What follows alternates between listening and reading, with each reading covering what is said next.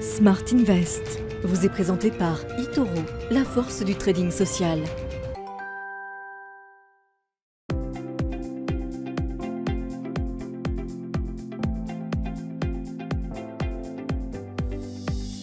Mon objectif, c'est construire un portefeuille diversifié avec un niveau de risque modéré permettant de capter de la croissance à long terme sur les marchés.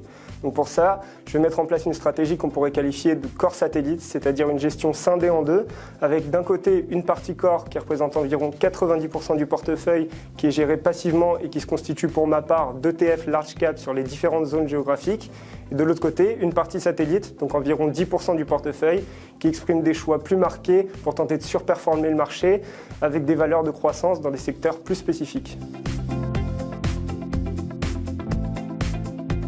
J'ai beaucoup apprécié l'intervention de Daniel Cohen de Lara sur les choix de valeur.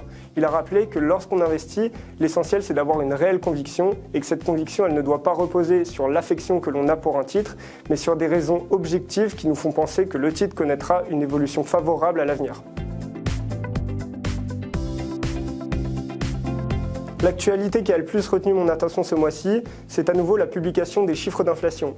Le mois dernier, j'évoquais la hausse des CPI américains. Cette fois, concernant la zone euro, l'indice des prix à la consommation en septembre a atteint le niveau de 10% sur un an, avec une accélération de l'inflation dans tous les secteurs, et notamment l'énergie et les denrées alimentaires. Cette inflation à deux chiffres va donc contraindre la BCE à poursuivre sa hausse des taux. Reste à savoir quelles seront les répercussions économiques de ces hausses et dans combien de temps sera atteint le pic d'inflation.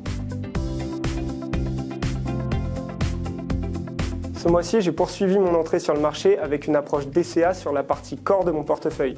J'ai donc réinvesti les mêmes montants que le mois dernier sur des ETF S&P 500, FTSE Europe et FTSE Emerging, mais avec des prix d'achat qui ont été revus à la baisse par rapport au mois dernier. C'est une approche qui me permet de lisser mon prix d'achat et ainsi d'éviter la grande problématique du market timing, à savoir trouver le meilleur point d'entrée pour acheter, ce qui s'avère beaucoup plus délicat. À côté de ça, j'ai axé la partie satellite de mon portefeuille sur des secteurs que je juge porteurs.